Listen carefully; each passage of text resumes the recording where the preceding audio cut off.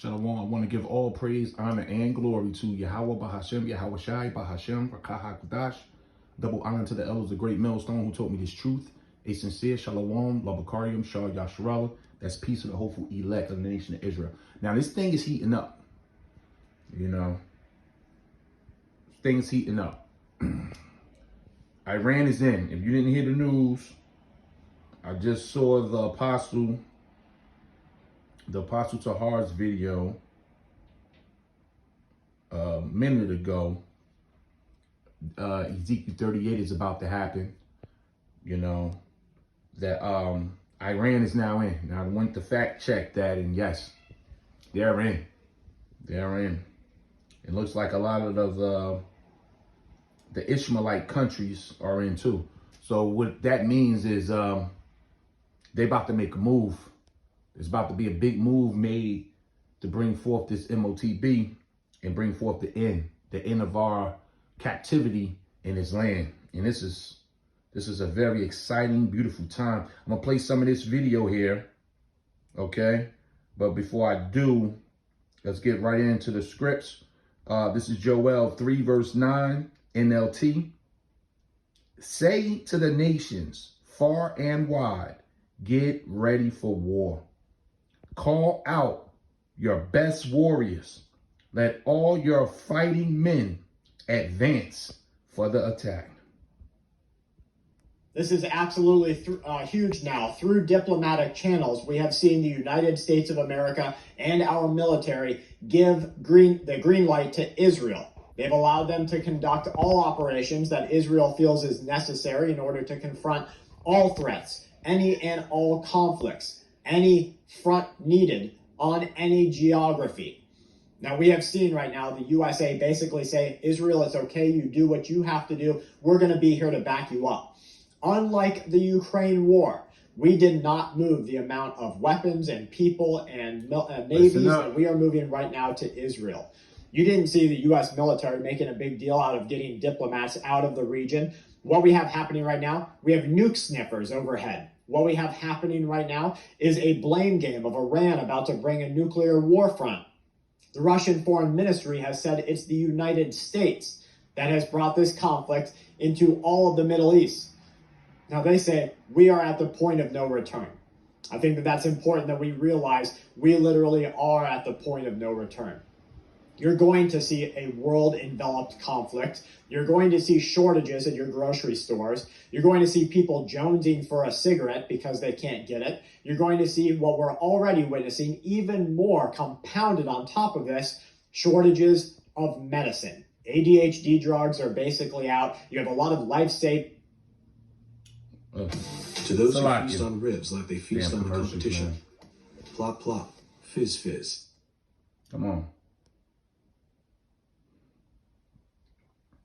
Life-saving anesthetic drugs that are in shortage. You have people with insulin problems getting a hold of their life-saving needs right now. This is huge.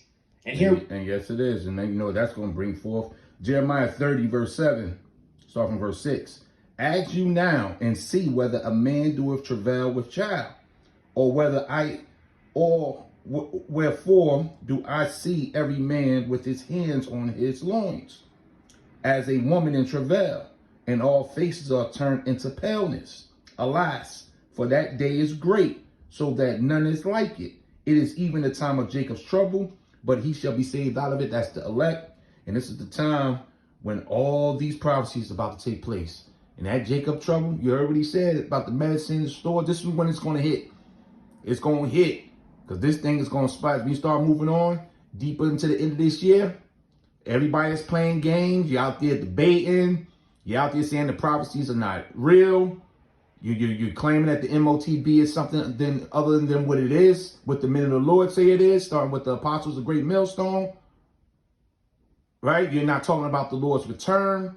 The UFOs are everywhere. It's a major takeover in our skies. We just had a major solar eclipse yesterday. There's so many signs going on in the air. And you're sitting around, you're playing games. You're not looking for the Lord's return. Our Lord is here. Our Lord is about to crack these heavens, man. 2nd Ezra 13 and 1. The Lord is about to blow these winds, man. and make a coming in a rescue for his elect.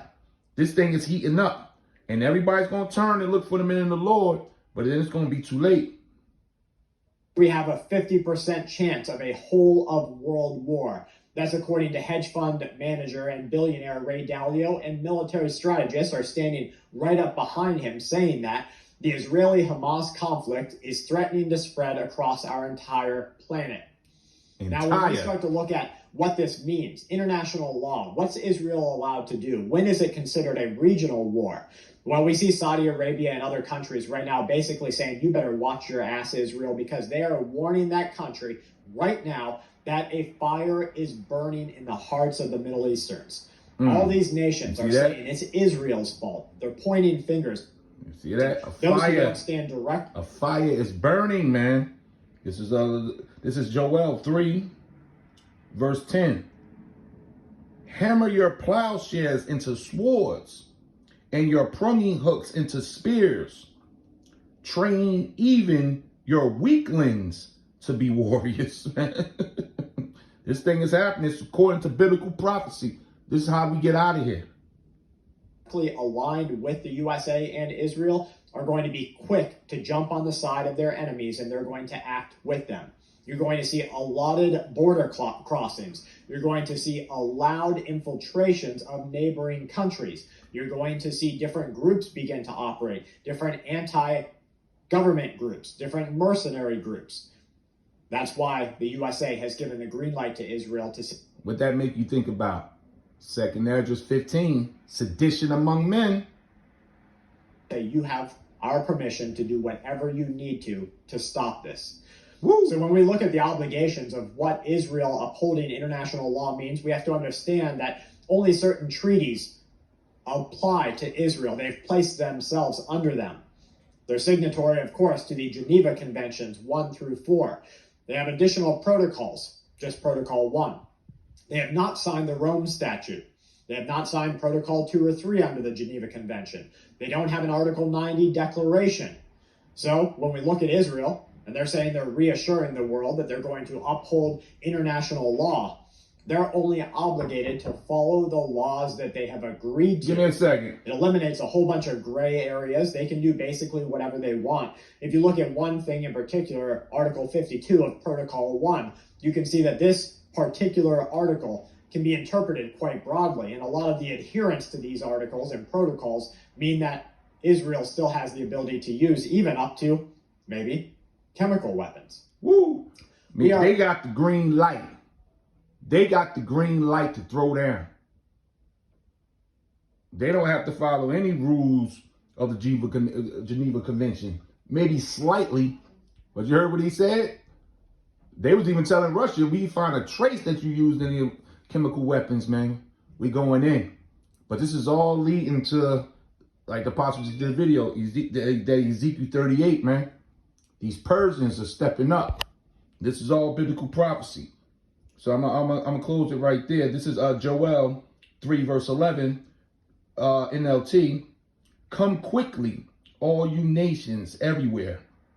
Gather together in the valley. And now, O Yahweh, call out your warriors. Now, the valley is the valley of Jehoshaphat, Yahweh Shaphat, which is the valley of judgment down in the Middle East, what we're seeing right now.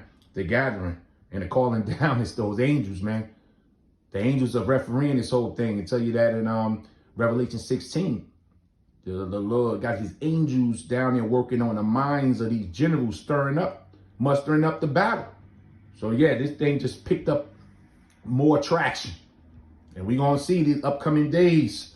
Ain't no turning back now. Giving all praise, honor, and glory to Yahweh Bashem, Yahweh Shah Bashem, Rakah HaKodash. We almost up out of here. Yahweh Ratazah, we be of his elect. He give us that Dawah, that Ezekiel 9 and 4, that covering that we need to make it through this rough, turbulent time. Because it's going to be rocky. It's going to be rough, man. But the Lord's elect is going to make it through. Shalom.